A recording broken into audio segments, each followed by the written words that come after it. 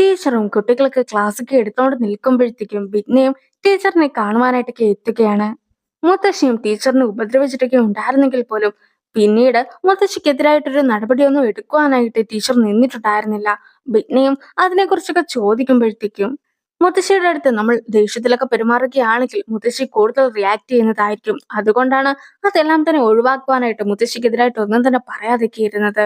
പിന്നെ മുത്തശ്ശിക്കും ഇനി അധികം കാലം ജീവിച്ചിരിക്കാനായിട്ട് സാധിക്കുകയില്ലല്ലോ.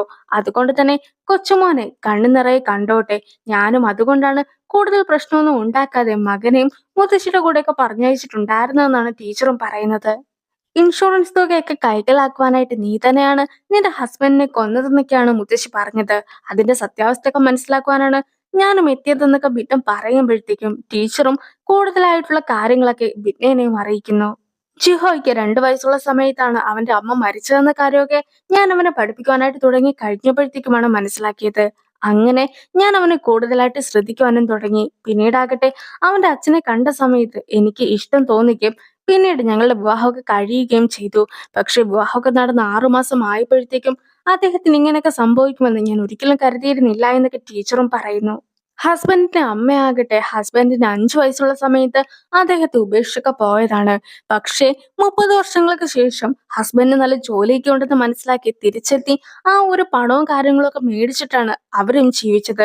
ഇപ്പോഴാകട്ടെ ഹസ്ബൻഡ് മരിച്ചത് കൊണ്ട് തന്നെ ജിഹോയ്ക്ക് പണമൊക്കെ ലഭിക്കുമെന്ന് മനസ്സിലാക്കിയത് കൊണ്ടാണ് ജിഹോയിനെ അവർ കൂടെ നിർത്തിയിരിക്കുന്നത്. ഞാൻ അവനെ പ്രസവിച്ചതൊന്നും അല്ലല്ലോ. അതുകൊണ്ട് തന്നെ എനിക്കിനി എന്താണ് ചെയ്യുവാനായിട്ട് സാധിക്കുക? നിങ്ങൾ എങ്ങനെയെങ്കിലും എന്റെ മകൻ എനിക്ക് തിരിച്ചു തരാവോ? ഞാനും ശരിക്കുമുള്ള ഒരു അമ്മേനെ പോലെ തന്നെയാണ് അവനെ നോക്കുന്നതെന്നൊക്കെ പറഞ്ഞ് ടീച്ചറും ഇപ്പോൾ ബിഡ്നയുടെ മുമ്പിലിരുന്ന് കരയുന്നു. ബിഡ്ന അവിടെ നിന്ന് പോകുവാനായിട്ടൊക്കെ തുടങ്ങുമ്പോഴത്തേക്കും ഡയോണും അവൾക്ക് വേണ്ടി കാത്തു നിൽപ്പുണ്ടായിരുന്നു. ഡയോൺ അവളെ ഒരുപാട് ശല്യമൊക്കെ ചെയ്യുന്നത് കൊണ്ട് തന്നെ അവനെ കൊല്ലുമെന്നൊക്കെ പറഞ്ഞ് അവൾ ഭീഷണിപ്പെടുത്തുവാനായിട്ടൊക്കെ നോക്കുന്നുണ്ടെങ്കിൽ പോലും അവനെ കൊല്ലാതിരിക്കുവാനായിട്ടുള്ള എന്തോ ഒരു കാരണമുണ്ടെന്നൊക്കെ അവനും മനസ്സിലാക്കുകയാണ്. അതുകൊണ്ട് തന്നെ ഒരു രീതിക്കും ഡയോണ് ബിന്നയുടെ ഭീഷണിക്കൊന്നും വഴങ്ങുന്നില്ല. അവനും നേരെ ബിറ്റ്നയുടെ വണ്ടിയിലേക്കൊക്കെ കയറുന്നു. ഇനിയാകട്ടെ ടീച്ചറിന്റെ ഡീറ്റെയിൽസും മറ്റുമൊക്കെ ഡയോൺ എടുത്തു വെച്ചിട്ടുണ്ട്. ആ ഒരു ഡീറ്റെയിൽസ് എല്ലാം തന്നെ ഇപ്പോൾ ബിറ്റ്നയ്ക്കും പറഞ്ഞു കൊടുക്കുകയാണ്. ടീച്ചർ ആദ്യ വിവാഹം കഴിച്ച ആൾക്ക് പെട്ടെന്ന് കാഴ്ചശക്തിയൊക്കെ നഷ്ടപ്പെടുകയും പിന്നീട് മലയുടെ മുകളിൽ നിന്നും താഴേക്ക് വീണ് മരിക്കുകയുമായിരുന്നു ചെയ്തിട്ടുണ്ടായിരുന്നത്. എന്തായാലും അയാളുടെ സ്വത്തായിട്ടുണ്ടായിരുന്ന ഒരു അപ്പാർട്ട്മെന്റ് ഒക്കെ അവൾക്ക് ലഭിക്കുകയും അതിന്റെ കൂടെ 500 മില്യൺ തുകയായിട്ട് കിട്ടുകയും ചെയ്തിട്ടുണ്ടായിരുന്നു. ഇപ്പോഴത്തെ അവളുടെ ഹസ്ബൻഡ് ഒക്കെ മരിച്ചത് കൊണ്ട് തന്നെ അവൾക്ക് 3 ബില്യൺ ആണ് കിട്ടുവാനായിട്ട് പോകുന്നത്. അതില് 1.8 ബില്യൺ ലഭിക്കുവാനായിട്ട് പോകുന്നത് ടീച്ചർക്കും അതുപോലെ തന്നെ 1.2 ബില്യൺ ഒക്കെ കിട്ടുവാനായിട്ട് പോകുന്നത് മകനുമാണ്. എന്നെ കൊണ്ടും നിനക്ക് വേണ്ടി ഹെൽപ്പ് ഒക്കെ ചെയ്യുവാനായിട്ട് സാധിക്കുമെന്ന് തെളിയിക്കുവാനാണ് ഇത്രയേറെ ഡീറ്റെയിൽസ് ഒക്കെ ഞാനും നിനക്ക് വേണ്ടി എടുത്തു തന്നിട്ടുള്ളതെന്നൊക്കെ ഡയോണും അറിയിക്കുന്നു. നീ അടുത്തതായിട്ട് മുത്തശ്ശിനെ കാണുവാനായിട്ടല്ലേ പോകുന്നത്? ഞാനും നിന്റെ കൂടെ വരാം. നമുക്ക് രണ്ടുപേർക്കും ഇതിനുള്ളിലെ സത്യമൊക്കെ കണ്ടുപിടിക്കേണ്ടതായിട്ടുണ്ടെന്നൊക്കെ ഡയോൺ പറയുന്നുണ്ടെങ്കിൽ പോലും അവൾക്കും അതിനെക്കുറിച്ച് ഒന്നും തന്നെ അറിയുവാനായിട്ട് താല്പര്യമില്ല എന്നൊക്കെ പറഞ്ഞ് അകത്തേക്കും കയറിപ്പോകുന്നു. ബൈബിളിലാകട്ടെ യാചിപ്പിൻ നിങ്ങൾക്കത് കിട്ടുമെന്നും അന്വേഷിപ്പിൻ നിങ്ങൾ അത് കണ്ടെത്തുമെന്നും മുട്ടുവിൻ തുറക്കപ്പെടുമെന്നൊക്കെയാണ് പറഞ്ഞിട്ടൊക്കെ ഉള്ളത്. അതുകൊണ്ട് തന്നെ മുത്തശ്ശി എത്രത്തോളം ദുഷ്ടയാണെങ്കിലും മുത്തശ്ശിനെ കാണുവാനായിട്ട് തയ്യാറാണെന്നുള്ള രീതിക്കൊക്കെയാണ് പിന്നെ ഇരിക്കുന്നത്. ഞങ്ങൾക്കാകട്ടെ ബൈബിളൊക്കെ കാണാതെ പഠിക്കേണ്ടത് നിർബന്ധമായിട്ടുള്ള ഒരു കാര്യമായിരുന്നു. അങ്ങനെ ഇരിക്കെ വളരെയധികം ചൂടായതുകൊണ്ട് തന്നെ കയ്യില് ഫയർ ഫൈറ്റേഴ്സിന്റെ ഒക്കെ ഗ്ലൗസ് ഇട്ടുകൊണ്ടും അതുപോലെ തന്നെ കണ്ണില് ബിൽഡിങ്ങിന് വെക്കുന്ന രീതിയിലുള്ള കണ്ണാടി വെച്ചുകൊണ്ടുമാണ് ഞാൻ ബൈബിളൊക്കെ പിടിച്ചിട്ടുണ്ടായിരുന്നത്. അങ്ങനെയാണ് ഇതെല്ലാം തന്നെ കാണാതെയും പഠിച്ചതെന്നൊക്കെ ബിഗ്നയും പറയുന്നു. അതേസമയം പള്ളിയിലൊക്കെ പോയിട്ടുണ്ടായിരുന്നത് കൊണ്ട് തന്നെ മാണ്ടുവിന്റെയും കണ്ണൊക്കെ വീർത്തിരിക്കുകയായിരുന്നു. ബിഗ്ന അതിനെക്കുറിച്ച് ചോദിക്കുന്നുണ്ടെങ്കിലും അവൻ വെറുതെ ഇരിക്കുകയായിരുന്നു എന്നൊക്കെ കള്ളവും പറയുന്നു. ഡയോന്റെ ശല്യമൊക്കെ ഉണ്ടായിരുന്നത് കൊണ്ട് തന്നെ വെളുപ്പിനെ ആക്കുമ്പോൾ തന്നെ ബിഡ്ന വെളിയിലേക്കൊക്കെ ഇറങ്ങുന്നുണ്ടെങ്കിലും ഡയോൺ രാത്രി മുതൽ തന്നെ ബിഡ്നയുടെ വീടിന് വെളിയിലൊക്കെ വെയിറ്റ് ചെയ്ത് നിൽക്കുകയായിരുന്നു. എന്നെ ഒരു ഡ്രൈവറായിട്ട് മാത്രം കണ്ടാൽ മതിയെന്നൊക്കെ ഡയോൺ പറയുമ്പോഴത്തേക്കും അവന്റെ വണ്ടിയിലൊക്കെ കയറാമെന്ന് ബിഗ്നയും സമ്മതിക്കുന്നു.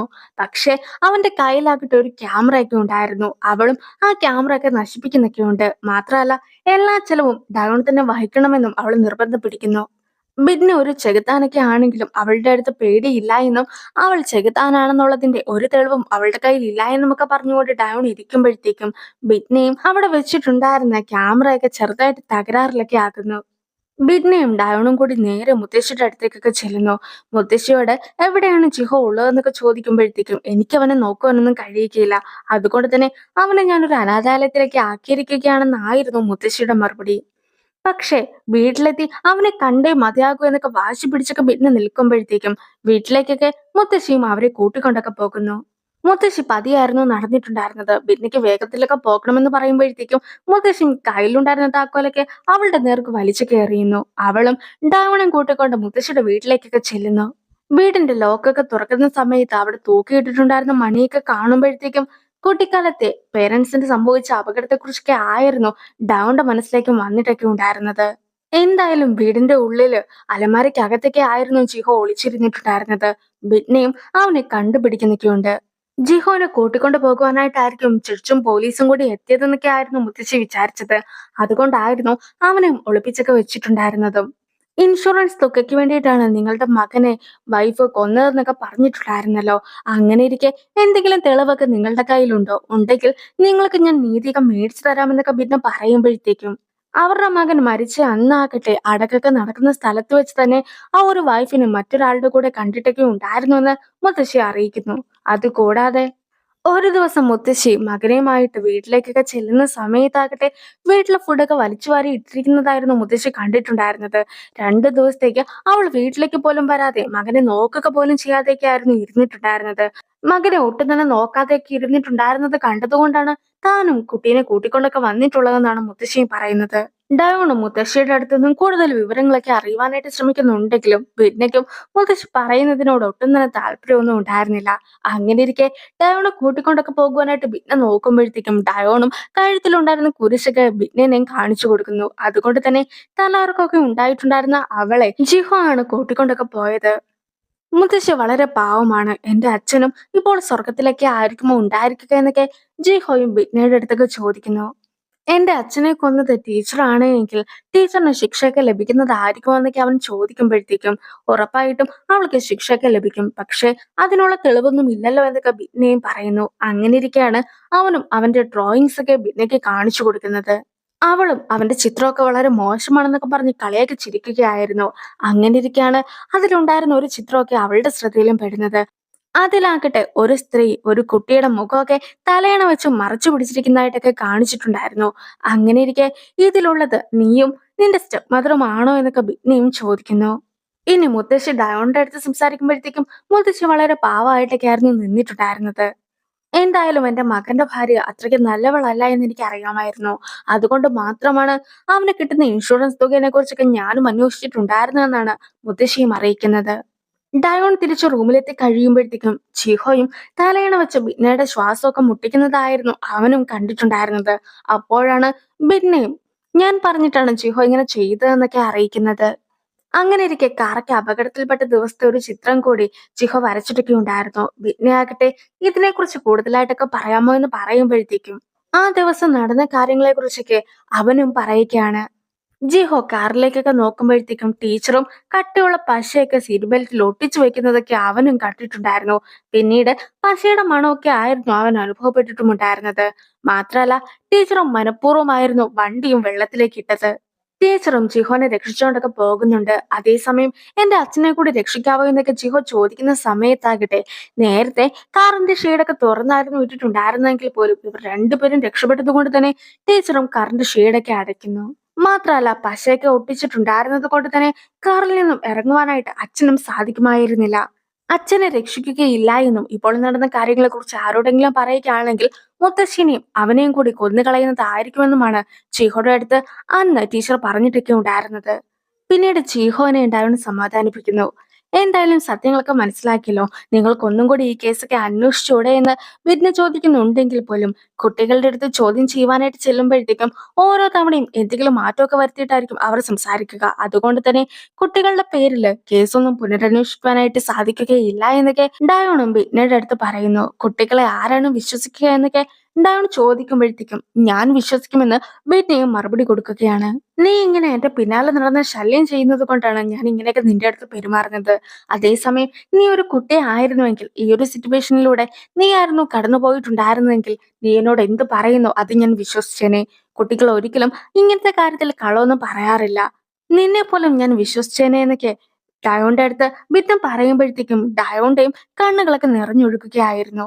അടുത്തതായിട്ട് കേസിന്റെ വിധിയൊക്കെ വരികയാണ്. കുട്ടീനെ തട്ടിക്കൊണ്ട് പോയെന്ന രീതിക്കൊക്കെ ആയിരുന്നു മുത്തശ്ശിക്കെതിരായിട്ട് കേസ് ഉണ്ടായിരുന്നത്. അതേസമയം മുത്തശ്ശിക്ക് ശിക്ഷ ഒന്നും കൊടുക്കാതെ ഇരിക്കുകയും അതിന്റെ കൂട്ടത്തില് കുട്ടീനെ ആര് നോക്കണമെന്ന് നിങ്ങളും ടീച്ചറും കൂടി തീരുമാനിക്കണമെന്നും ആയിരുന്നു ബിന്നെയും വിധിയൊക്കെ പറഞ്ഞത്. ആ ഒരു സംഭവത്തിന് ശേഷം മുത്തശ്ശിയുടെ അടുത്തൊക്കെ കുഞ്ഞിനെ വേണമെന്നൊക്കെ പറഞ്ഞ് പോലീസുമായിട്ടൊക്കെ ടീച്ചർ വരുന്നുണ്ടെങ്കിൽ പോലും മുത്തശ്ശിയും കുഞ്ഞിനെ വിട്ടുകൊടുക്കുവാനായിട്ട് തയ്യാറായിരുന്നില്ല. പിന്നീട് രാത്രിയൊക്കെ ആകുമ്പോഴത്തേക്കും ബോധം കെട്ട് കിടക്കുന്ന മുത്തശ്ശിനെ കാണിക്കുന്നു. മുത്തശ്ശിയുടെ അടുത്ത് നിന്നും ഇപ്പോൾ ജീവനെ തട്ടിക്കൊണ്ടൊക്കെ പോവുകയാണ് ടീച്ചറും. കള്ളം പറയുന്നത് മോശം കുട്ടികളാണ്, മോശം കുട്ടികൾക്ക് ശിക്ഷയൊക്കെ കിട്ടുമെന്നൊക്കെ ടീച്ചറും വണ്ടിയിൽ വെച്ച് അവന്റെ അടുത്തൊക്കെ പറയുന്നുണ്ട്. തലയണയ്ക്ക് അമർത്തിപ്പിടിച്ച് കളിച്ചിട്ടുണ്ടായിരുന്നത് ഇപ്പോൾ മടുപ്പായിരിക്കുന്നു. അതുകൊണ്ട് തന്നെ നമുക്ക് പുതിയൊരു ഗെയിമൊക്കെ കളിക്കാം. നീ ബാത്ത് ടബിലുള്ള വെള്ളത്തിൽ മുങ്ങിക്കിടക്കണം. ഞാൻ പറയുന്നിടം വരെ എണീക്കുവാനായിട്ട് പാടില്ല എന്നൊക്കെ ആയിരുന്നു ടീച്ചറും അവന്റെ അടുത്തൊക്കെ പറയുന്നത്. ഇനി ബിറ്റ്നിയും ചിഹോയുടെ പേരൊക്കെ എഴുതി നോക്കുമ്പോഴത്തേക്കും ബാത്ത് ടബിലെ വെള്ളത്തിൽ മുങ്ങിക്കിടക്കുവാനും അതുപോലെ തന്നെ കിടന്നില്ല എങ്കിൽ അവനെ കൊല്ലുന്നതായിരിക്കുമെന്നുമൊക്കെ ടീച്ചർ പറയുന്നതൊക്കെ ബിറ്റ്നിയും കാണുന്നു. അതുപോലെ തന്നെ അവർ താമസിച്ച വീട്ടിലേക്കൊക്കെ ഡൗൺ ചെല്ലുന്നുണ്ടെങ്കിലും ആരും വാതിലൊന്നും തുറക്കുന്നുണ്ടായിരുന്നില്ല. അതുപോലെ തന്നെ കണ്ണാടിയൊക്കെ നോക്കിക്കൊണ്ട് അവനും മരിച്ചിരിക്കുന്നു എന്ന് ബിറ്റ്നിയും പറയുന്നു. പിന്നീട് ബിറ്റ്നിയും കയ്യിൽ കത്തിയൊക്കെ ആയിട്ട് ടീച്ചറിന്റെ അടുത്തേക്ക് വന്നിട്ട് ചിഹ എവിടെയാണെന്നൊക്കെ ചോദിക്കുമ്പോഴത്തേക്കും അവൻ വീട്ടിൽ സേഫ് ആയിട്ട് ഇരിപ്പുണ്ട് എന്നൊക്കെ ടീച്ചറും മറുപടി കൊടുക്കുന്നു. കള്ളം പറയുന്നവർ മോശം വ്യക്തികളാണ്, മോശം വ്യക്തികൾ ശിക്ഷയ്ക്ക് അനുഭവിക്കണമെന്നൊക്കെ ബിറ്റ്നിയും അപ്പോൾ പറയുകയാണ്. ഈ ഒരു സീൻസ് എല്ലാം തന്നെ അടുത്ത എപ്പിസോഡ്സിലാണ് വരുന്നതെങ്കിലും ഈ എപ്പിസോഡ്സിന്റെ എൻഡില് ചെറിയ ചെറിയ സീൻസ് ഒക്കെ ആയിട്ട് കട്ട് ചെയ്ത് കാണിക്കുന്നതാണ്. അപ്പോൾ ഈ ഒരു വീഡിയോ എങ്ങനെ അവസാനിപ്പിക്കുന്നു? അടുത്തൊരു വീഡിയോ ആയിട്ട് ഇത്രയും വേഗം കാണാം. ബൈ.